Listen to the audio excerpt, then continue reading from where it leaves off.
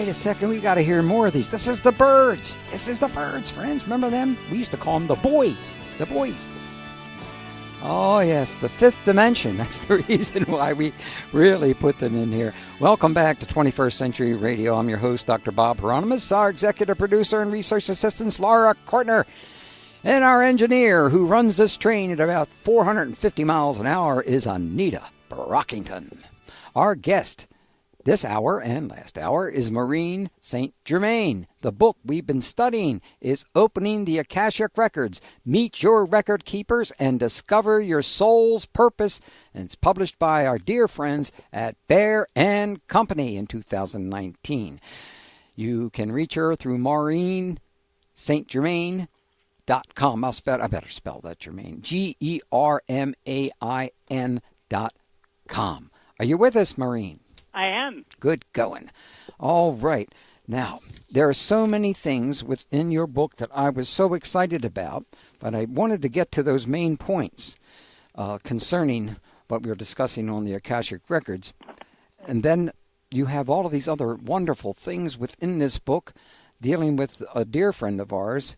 Well, I didn't meet him, but we interviewed his entire family. Edgar Cayce, an American Christian mystic. What was the importance of Edgar Cayce? Well, first of all, I'd like to back up and say that from the time I was in my 20s, I have been, actually when I was in high school, I read my first book on Edgar Cayce and I talked it over with my mother, what I was discovering, and she knew all about him. I thought I was going to give her some big slice of information, and she already knew all about him. That's great. That's great. And then, so in my young adulthood, when I had children, I found a Edgar Cayce study group, A Search for God, and belonged to that and learned a great deal and continued to read and study his work and what was brought forward in his great body of knowledge. And I've been a member of the Cayce organization ever since. And I've sat on the board here in New York and have served in a lot of different capacities, but also have felt like Edgar Cayce laid so much groundwork. And I'd really like to tell something that is not commonly known, and that is that Edgar Cayce did not believe in reincarnation when all this stuff started in his life. And he started going into these trances to give health information. And it wasn't until he met a man who was more of a mystic and asked him about these kinds of things, and they had a discussion. And this man, it was somebody he met in the printing business when he was still doing printing.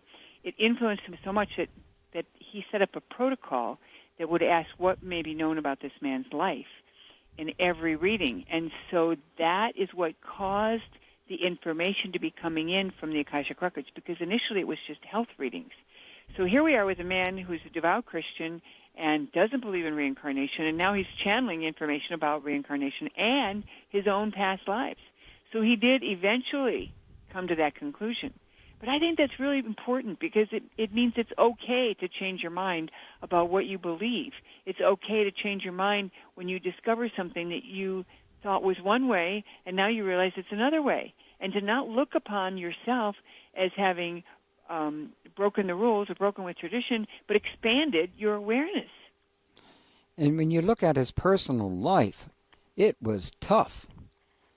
Yeah, it was. He had one major problem after another, and it really was heart-rending. I mean, I know that when I was doing my doctoral work, when I first started my doctoral work under Dr. Stanley Krippner, we spent a lot of time talking about the ARE, because the ARE was the Association for Research and Enlightenment. Thank you. It was just so important to so many of us back there in the 60s and the 50s. I mean, you know, where else could you find this information? It was like it was a gold mine. It really was. And the life he led was so difficult, as I started to point out, that I cried so many times when he went through some things that seemed to be almost impossible to live with. But he did it, and he was an extraordinary soul, and a great teacher to many of us, to show us what the road is and that kind of thing. there are a number of other things that I'd like to ask you about this. Not just Casey, but who is the great divine director? He is a cosmic being that exists as a energy matrix around the earth. His quality is that of loyalty and service, and he's in alignment with what we would call our divine plan. And, you know, it's a funny thing. For years, I prayed to this being as a lack of a better word, a devotee, and understood that this being was cosmic and that he was helping Earth shift out of its darkness and into the light. But I never had experienced him. And then the first time I taught in China, I was gifted with a singing bowl session at the end of my teaching there. And the woman who gave the session was one of the organizers. And the great divine director came in, and I experienced his energy, and I was blown away. It was so loving, and it was so blue. The physical, I had my eyes closed, but my space around me was filled with the color blue, and this beautiful deep blue. And I was so taken with it, and it felt so amazing. It was just like such this high ethereal thing, because it was this purity of thought and purity of understanding.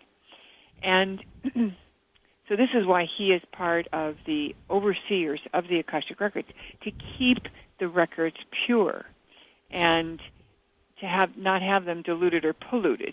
And his causal body, or his energy body, is so big, it's bigger than the planet Earth. Oh, my. So what happened to me, again, it's like first I have the experience, and then I discover. And so someone had asked me later, well, who is the great divine director? And I said, well, let's Google it, and I'll show you. And there was a picture that so closely resembled the experience I had while in this sound bath that I knew it was the same being. Is this the picture you have on page 13? Yes, and if you could colorize it and imagine the most magnificent blue. Was it a deep blue, or there's so many different kinds of blues? Yes, there are. It was a deep blue, but there were also shades of lightness to it, but it was a pure blue as compared with an aqua or a turquoise or a green blue. So it was really blue. Well, I'm going to hold this up to the microphone. So some of we've been doing this show for over 30 some years now, and so some people have been listening for some time, and they've advanced a little bit in certain areas. So we can hold this up to the microphone so they can see this photo, and maybe you could, for others who can't, maybe you could describe what I'm looking at here on the great divine director and causal body. Mm-hmm. So first of all, it resembles the human energy field in that we all have this inner torus, or this inner circular kind of energy that meets in the center and then goes out. So we have like this figure eight energy, but that ultimately creates a big field around us. But if you could imagine the light and dark being blue, really, really blue. Yeah. Well, amazing. I'm glad you introduced me to there are so many things you introduced me to. That's what I meant before about trying to learn all of this information in one fell swoop is very, very difficult for me. I'm a very slow learner from that standpoint. There are other people that I'd like to ask you about. Then, I know I may mispronounce this one. Who is the Sanat Kumara on page 14? Sanat Kumara is the being who came from Venus to Earth in her darkest hour. And I like to help people understand what does the darkest hour really mean.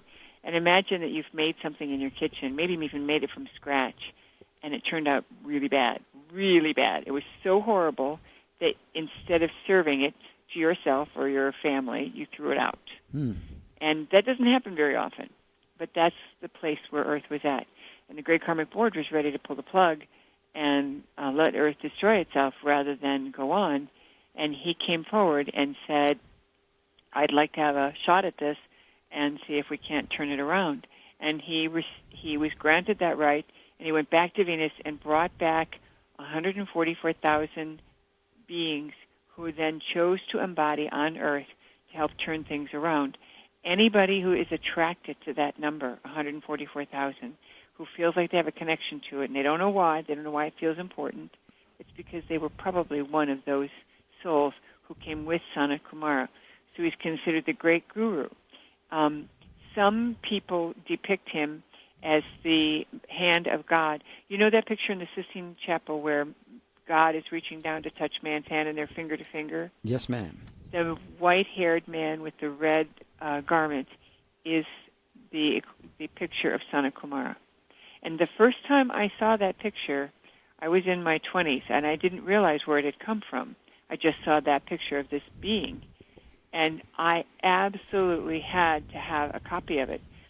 Found out where the person who had bought it got her copy, and I went and got it, and it was in my living room for 20 years. And it was only when I moved into a small apartment that I gave it to someone else who wanted it. So people have these attractions to it. So he is also known as the Green Man in some religions, and he is also known as Ancient of Days. And I'm trying to think of the name of the artist. William Blake also drew pictures of Sanat Kumara with the calipers. If you ever remember seeing any William Blake's work. Yes, I do, yes. Wow, boy, I'm so glad I read this part of your book, you know. No, really, it's wonderful learning things. I've seen these terms before, but they're explained in more abstract ways, in ways that I really couldn't hold on to. But now I think I have a much better understanding in these particular area. And the calipers with the Sanat Kumara and the William Blake drawings, it's so apropos also because we begin to realize it was a way to we're now going to follow some rules here. We're going to step up and clean this act up. The Lord Metatron. Lord Metatron, according to the metaphysicians like Blavatsky and the early mystics who brought information from other organizations, other belief systems, tell us that Lord Metatron burst forward from the concept of God or Creator when Creator decided to expand itself. Now, I'm going to tell you what my belief system is about creation because it'll help kind of frame this. If your concept of God says that He already is everything, all-knowing, all-everything, how could you expand it? How could it be more? And the answer is you would separate from that which is inseparable and pretend. So you create a boundary and you fill it and pretend that that's separate from everything else. So Lord Metatron became the vehicle for creation to burst forth. That's why in the Kabbalah they refer to the geometric shape as Metatron's cube because it represents source energy and the basic geometry of, for example, the 5 platonic solids and the understanding of, for example, chemistry and all kinds of things that we take for granted. But if we start looking deeper, we see that there's a match here and there's a match here and there's a match here. So Metatron represents the point of differentiation from being everything or nothing, as the case may be, it's all the same, and the creation of which we are a part. So obviously the Akashic Records are a living field.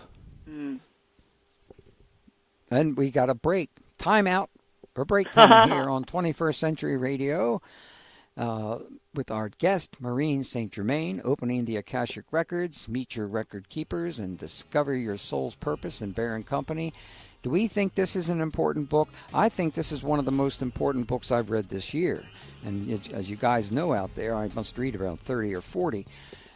This is super important. And one of the reasons why I think it's so important, I'll explain when I come back.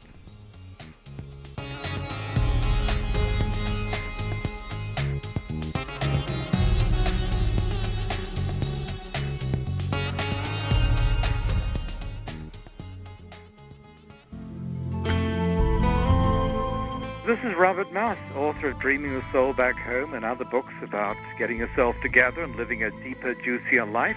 You're listening to 21st Century Radio with Dr. Bob Hieronymus. What a fantastic host he is. He's lively, he's questing. He knows that story can be the shortest route between a human being and the truth. Listening to this show, you'll hear many stories, and you might just wake up to the deeper story of your life and find the courage and the will to follow that, and that will change everything. Well, how do you like that? That's what I'm doing all the time, learning all the time. Boy. All right. Welcome back to 21st Century Radio. Of course, our guest is Maureen St. Germain, opening the Akashic Records. And what I was about ready to say before we took a break was this. This is an extremely important book, especially for this show, because this is the first time we've ever really delved into this particular area. And anyone, well, I'm going to say this, anyone who buys a copy of this book and can prove it, and that's easy to do. We've done this before with other books that we thought were the most important. Anyone who buys a copy of this book and can prove it, then we will give you any book that I've written or my wife has written, or over the last 34 years, we have had thousands of guests.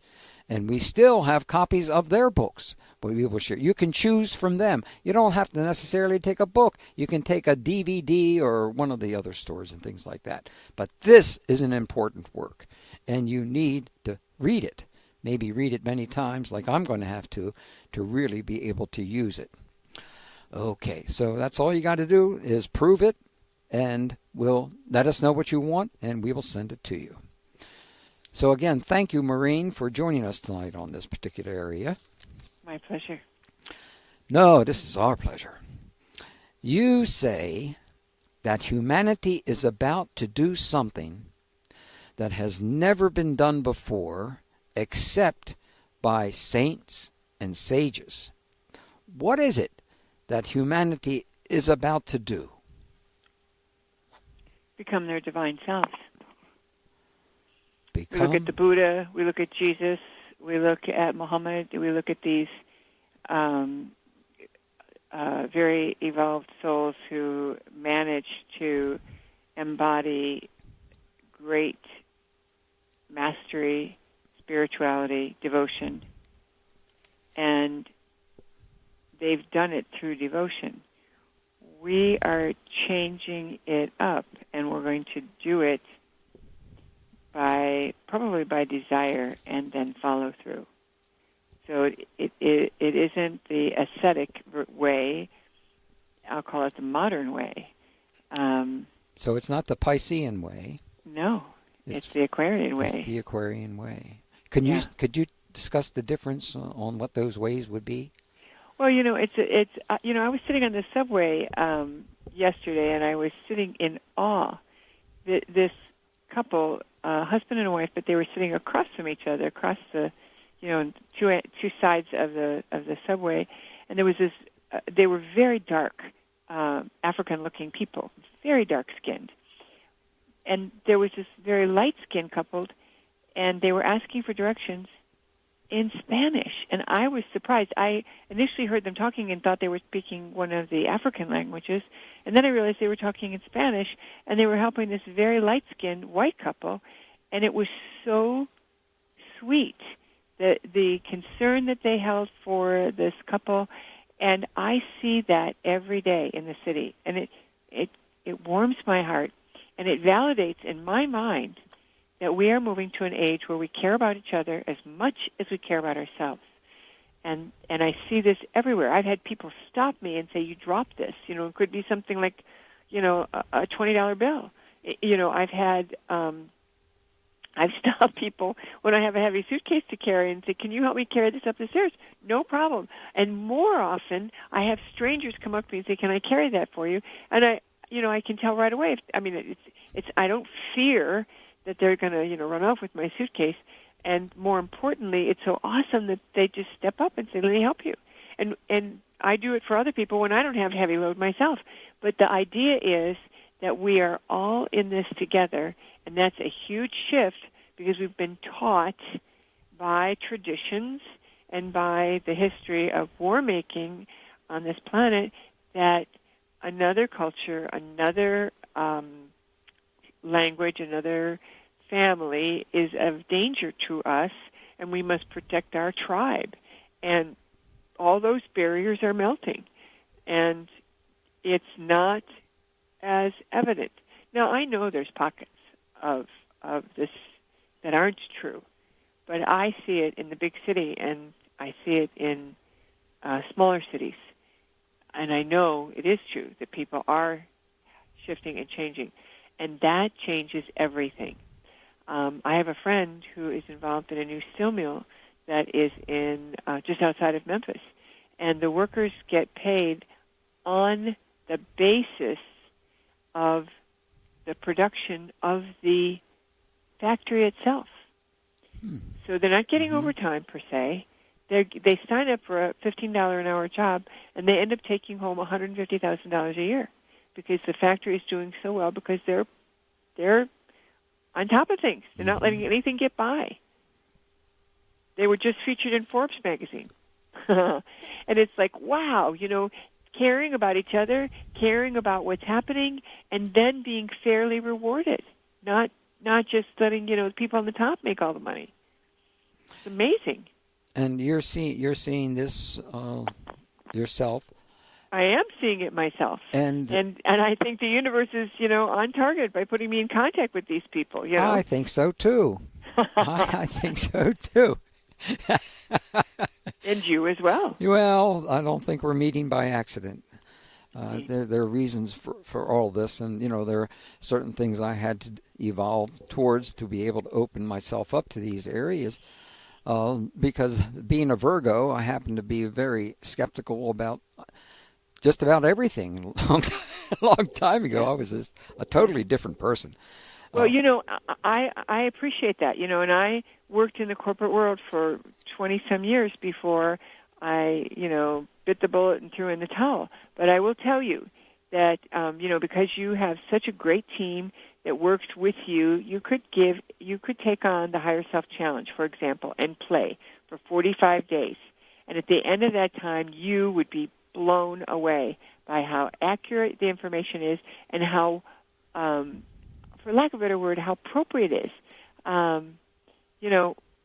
You'll be told things that the thing that happens once you develop this higher self connection and you do your 45-day practice is you begin to get information in advance of needing it. So, for example, I was told to come into New York City one year in September, and I was told what weekend to hold a workshop, and I was told in March to do it on a very specific weekend. And then in August, when I went to buy the ticket, I had over 30 people sign up for my workshops. I was told you could not fly home on September 11th. And I thought to myself, well, what am I going to do? Am I supposed to cancel? That's a lot of money to refund if I'm supposed to cancel. No, you're not supposed to cancel. Just come home right away after the workshop on Sunday night. So I flew home first thing Monday morning. And when everybody I had made plans with said to me, well, why are you not saying? I would say to them, I don't know. When I checked in, when I tried to buy my ticket, I got a very clear message that I was not to fly home on Tuesday, September 11th, 2001. And that's why I was home. And my home at the time was in Wisconsin. But I knew Tuesday morning why I was told to fly home that day. You did? After 9/11, yes. 9/11, of course. Yes, indeed. Wow.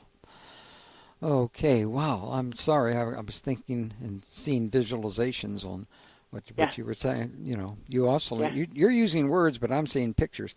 I hear you. Well, like I said, I had no idea why I absolutely could not buy my ticket to come. And it's not like the ticket wasn't available.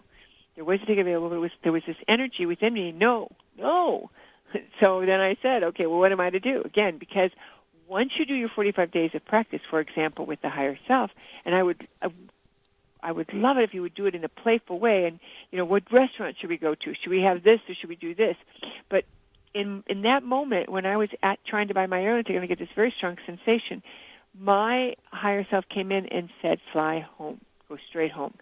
Initially, I had planned on taking a day to hang out, go to museums, and shop. What happens after the 45 days of practice is that your higher self now has developed a clear, crystal clear communication with you. And it's just like when you talk to someone regularly on the phone, way before we had cell phones, the minute you heard their voice, you knew who it was. And so what happens is you develop this rapport with your higher self. And then when something happens that you don't believe, like, yeah, right, my higher self couldn't possibly be telling me that, you can ask, is this my higher self telling me X, Y, Z? And only your higher self is allowed to answer yes. And that's your fail-safe. So when you get a piece of information or an instruction to take an action that doesn't feel like it's a good match for what you believe in or what you would do, you ask, is this my higher self telling me blah, blah, blah? Yes? Okay, fine. Well, my biggest problem is making sure I can have 45 straight days because of all the other obligations that I have. No, it's play. It's play. It's total play. So you start with today and you go right straight through to November 1st. That's an easy one, All Saints Day or Halloween. And you tell everybody in your staff, okay, we're going to do this. I'll send you the protocol. It's a three sets of rules. You don't mess around with asking predictive questions. You don't use any other form of divination, no pendulums, none of that. And you ask only unimportant things, and you agree that you'll follow through. So if you ask your higher self, is it my highest best good to have a cookie, and your higher self says no, then the cookie's off limits. So when you do this, you just play, and you're asking 40 or 50 times a day. And if you have a day that you don't ask, no big deal. But the thing is, if you have everybody in your group doing this with you, you're going to start playing around. You're going to say to your wife, "Did you ask your higher self if you should fix that for me for breakfast? Did you, it gets to be funny and fun and spontaneous, and that's what you want. And that's going to give you an unbelievable result. Even now, my husband will say to me, "I'm thinking about going to this restaurant or this restaurant, and I want to know, if you would check in with your higher self." So I'll check in. And then later we discovered that the other restaurant was closed or out of business or not open on that day. Cool stuff. And so it's very practical as well as very powerful. Well, what about guessing the paycheck? Oh, yes. There's a game that our family has played for the last 40 years, and it deals with every time we go out and go to a wonderful restaurant, we then have to determine at the end what the exact cost is. So each one of us writes down what we think it is, and somebody always wins. And this is the kind of thing that we enjoy doing. That's funny. What do they win? Oh, they win the fact that they're number one. They're at the table. They got it before the others, and there's a lot of competition. Yes, there is a lot of competition from that standpoint. I understand. That's fabulous. Before we run out of time, and there are so many other questions I have. What are the benefits of Mercury retrograde? This is a very funny story. Because I got Mercury retrograde in my birth chart, so I experience this in a very strange way. I'll bet you do. Well, first of all, let's explain that Mercury is a planet that's in a different orbit than Earth, and when we pass it, we're both going in the same direction, but when we pass it, it looks like it's going backwards, just like when two trains, one faster than the other, is passing the second train, the first train looks like it's going backwards. So that is what we call Mercury retrograde. And Mercury is a planet of communication and travel and equipment. So when Mercury is retrograde, everything goes backwards. Now, in your case, if you've got Mercury retrograde in your chart, you might actually be the opposite of everyone else, and maybe during a retrograde you get some, fun, interesting outcome. I am not an astrologer, so I'm not an expert, but what I do know is that typically for most of us, during Mercury retrograde, our equipment breaks down more, Yes. our cars break down more because it's equipment repair is favored at that time. So but the guys who are doing all the repair work are super busy, so everything's slowed down. The other thing that happens is people miss appointments, or there are more delays at the airport, or cancel flights. So once you realize this, you can actually antidote it. And I have proven my antidote works. And that's very exciting because it's a simple little prayer saying, I claim all the benefits of Mercury retrograde. And the benefits are good decisions. You can clean out your closet or your drawers at your desk. And whatever you throw out, you won't need because you will have made a good decision because you're in the retrograde energy, which allows you to make a good decision.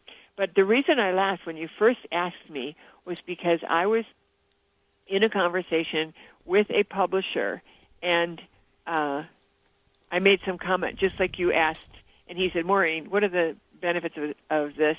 And I didn't know that he was an accomplished astrologer. I'm, like Miss, Goody Two-Shoes, and I'm thinking that I'm just skimming the surface here. And I repeated, well, it's a good time for a rewrite. And without it skipping a beat, with a very straight face, he said, Maureen, anytime's a good time for a rewrite. And, of course, I could, being an author, you can appreciate that comment, right? And I could have crawled under the carpet at that point. Yeah. Whoa, boy, oops, it's break time here on 21st Century Radio, indeed, with our guest, Maureen St. Germain, with the book Opening the Akashic Records. Meet your record keepers and discover your soul's purpose. And boy, when you discover your soul's purpose, which I did when I was 23 years old, it made one hell of a difference in my life. And it will make a difference in anybody's life. We'll be back in just a few minutes.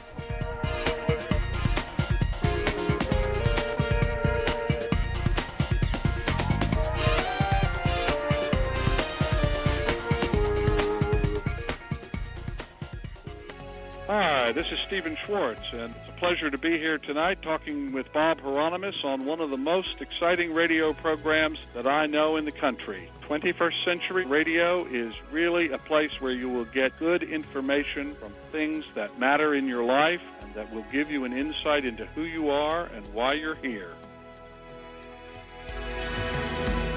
Thank you ever so much for that very nice comment there.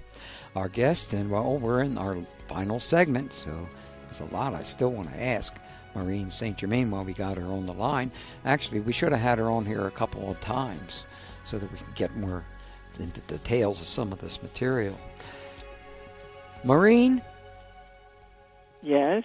Would you elaborate on the idea that communication of the future is going to be in thought pictures?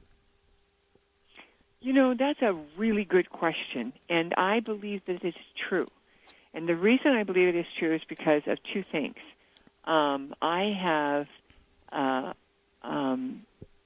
found that people who are learning to access their hidden skills that, science hasn't really given us credence for, the idea of telepathy and kinesiology and those kinds of things, that we are going to communicate in pictures. And the proof of that is that right now we are using pictures to convey ideas all the time through movies and Facebook and YouTube and those kinds of things. So it would stand to reason that we would communicate in pictures as we continue to evolve. At the same time, we're also going to be adding other elements to communication that you and I haven't thought of until we have those experiences. And I'll give you an example. We talked a little bit earlier that when you're in the records, you have this great sense of well-being. So even when you're being shown something that might be a difficult situation for yourself or your client, you have a sense that it's going to turn out okay and that you're safe and that you're loved. That will be part of our communication. So, when you have an experience in a movie, for example, the music evokes a certain emotional response. So when we communicate in pictures, for example, we're also giving some kind of emotion. So that emotion gets conveyed as well. And finally, if a person wants to communicate to animals, the number one thing you're taught is that they see in pictures. They communicate in pictures. Mm-hmm. So if you want your dog to do something specific, you show the dog a picture, and then you show them the next picture. So you're literally giving them a little movie, and then they're able to track with you and understand what you're trying to tell them. Yeah, sure. That's how we always thought animals communicated, was through pictures and showing them things. Show and tell. Show and tell. And it's interesting because when we open up the Akashic Records, because some people, everyone's different. Some people get words right away, and some people get pictures right away. Mm-hmm. And the people who get pictures are in the minority right now. So maybe that's 10% of the people I train. We're going to get pictures rather than outright words right away. Later, a lot of us get both. But we start out with words because that's what we're comfortable with. And so the people getting pictures, maybe they'll add words. But I always tell them, you guys are at the head of the class because that's how, extraterrestrials communicate in pictures. And a lot of times they're not using words like we do. They're communicating concepts and ideas and visuals. And, when you see some of the movies that are out there, if you start to pay attention, they're conveying a lot with the picture. They're conveying a lot with the music. You begin to comprehend. It doesn't have to always be words. Yeah. You always know when the bad guy comes on because of the sound and the music, right? You can tell who's good and who's bad. Right. Well, let's see. I've only got 3 very important questions, and I don't know if we're going to be able to get to them all, but I'll give it a try. Would you elaborate on the idea that originally humans were multidimensional and could travel through time and space?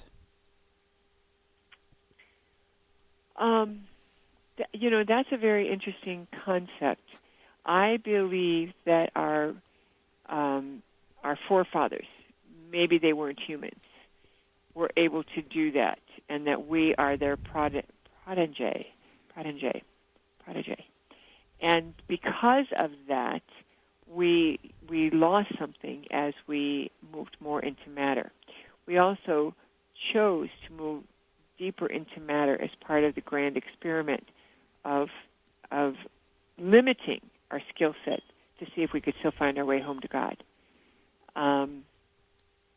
So yes, I do believe that the people of Earth, people who lived here on Earth before us, very likely had skills like you have described that we don't have at this time, that we haven't turned on or remembered. And I guess we're going to get them back. That's true. And now, I was so surprised that when I got to the back of the book that you mentioned some of the I knew you were going to bring that up. I'm looking through my book and I went, oh no, he's going to bring that up. Which one? What do you think it is? Wait, there's two things here that I was just thrilled with. Absolutely thrilled. Okay, let me just ask the question then. Tell us about who is Corey Goode, and what is he saying about the well-known secret space program? Oh my goodness. That is a subject matter that is so big, I could barely touch it. But I will tell you, in my own experience, I had an experience with Corey Goode on the very first time he ever went public by himself without David Wilcock, and I was in the third row from him, and he acknowledged who he was, and in that moment, there was a dimensional shift, and it was palpable. It was like we were sitting in a wave pool, and that wave just moved through, and I am feeling it, physically feeling it, and I'm looking around thinking, nobody else sees this? Nobody else feels this? And it was true. Nobody else did. But it was him shifting dimensionally when he accepted who he was. And that's part of what's happening to humans. We are discovering who we really are, and as we do, our skill set broadens. Well, so could you tell us who he really is? He believes, and I agree with it, that he is a member of the Blue Sphere Being Alliance. So he is one of the ETs that came into embodiment to help Earth transform itself to its evolved state. I'm going to try to reach him and have him on the show because I think I've read some of his works and others who surround him, and I'm very impressed by this soul. Mm-hmm. He is very dedicated to making this basically one people, one planet type of thing, which I think is absolutely where we should have been heading a long time ago. And you know how difficult that must have been for him to come clean on that particular thing, because there's so many people would say that's definitely BS. Well, it's very, very useful to know that, like me, he was the reluctant mystic, okay? Right. The reluctant person to do this job. And he had an experience where he had problems with his eyes, and he had to have surgery on him. And when he came out of surgery, the nurse said, "Oh, you were talking up a storm while you were under." And he said, "Well, what did I talk about?" And so she told him, and it was about the secret space program. That was the first he knew what he had done, what he had, this thing that he had done with the 20 years of service, and then coming back into real time with his family. And that kind of set it off. And then he decided he needed to at least share the story with people who would benefit from it, but he was doing so secretly, and somebody outed him. And then it was like, I may as well expose myself, because I've already been exposed over here. I may as well go public, really public. Mm-hmm. So initially he was just feeding information to people who were releasing it, and then somebody put his name out there without his blessing. And he had to swallow hard and say, "Okay, I'm in." Yep. Well, I look forward to speaking to him someday, and I'm so happy to know that you had that experience with him. Yes. Yes. And when you have that kind of experience, then it doesn't matter what anybody else says. That's right. It's real. Exactly. That's right. That's why I love being an artist. You see things. Well, never mind. Now, my last question is, what evidence exists that Jesus Christ was married to Mary Magdalene and had a child? I'm going to point to a conversation that was held between the woman who wrote Goddess and the Gospel, Margaret Starbird, and another woman who was from the south of France. And the storyline is all these women were married to military men, and her husband was entertaining this group from France, and all the wives were included. Everyone spoke English and French except for one woman who spoke German and French. Margaret spoke German fluently, so she was seated next to this woman. And her question was, is there any truth to that rumor? Margaret had already read the book Holy Blood, Holy Grail, and was so appalled at that suggestion that she had made up her mind she was going to do the research, and she was well equipped to do it because she had the literary degree and the access to data because she was based in France. I mean, it was all these opportunities laid in her lap. She made up her mind she was going to prove that rumor wrong, and here she is sitting next to somebody who lived in the south of France and said, "Have you ever heard any stories or any rumors about Jesus and Mary Magdalene being married?" And this woman said to her, "Everybody in the south of France knows that." That's right. They do. They do. We were there. Yeah, I know that. It's true. So that would be, it's like the living history that the Native Americans have. We don't say it's not true just because they don't have it written down in the Western way. Absolutely. You hit one of the points that I've taken about 40 years of my life on, dealing with the League of the Iroquois, and especially how they influenced our founding fathers and how they were treated afterwards was terrible. But you need to go to the Native American Museum in Washington, D.C., because they have now the true story, and it's very interesting because they posit them both next to each other. It's profound. Indeed. We've been there. We were there with Jimi Hendrix's sister, and we spent a lot of time focusing on that type of consciousness. And I really miss Janie. Must be right now on the West Coast, up in Seattle. What is wrong with me on that? Wow, I didn't expect we were going to be able to go through all of these, questions, and I'm so happy we have, and I'm glad you're not upset with me for asking these other questions dealing with Corey and because these last two questions are extremely important to our entire planet from the standpoint. We really did not really understand the quality of consciousness when you're talking about Christo consciousness and that kind of thing, which I think is something we have a lot of time to grow on. Is there anything like you'd like to leave with our listeners tonight? I would. I always like to close with a very special, simple prayer that anyone can say, and I recommend everyone say it at least once a day, preferably first thing in the morning, and it will change the energy and make magic for you. And that is, I'm asking for a day of heaven on earth for me and everyone I come in contact with. Okay. We are asking for a day that heaven on earth will come. Is that correct? Real short. I'm asking for a day of heaven on earth for me and everyone I come in contact with. Great idea. Absolutely. Well, thank you for joining us. I hope you can join us again in the future. I would love it. It's a real pleasure. And a lot of fun. Well, we got propaganda for you, so hold on so we can talk to you after the show. All right. The title and website is MaureenSt.Germain.com.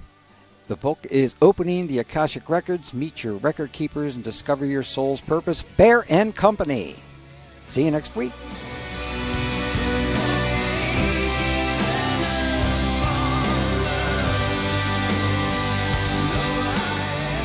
Stay connected with stimulating talk and breaking news on Talk Radio 680 WCBM, Baltimore, and WCBM.com.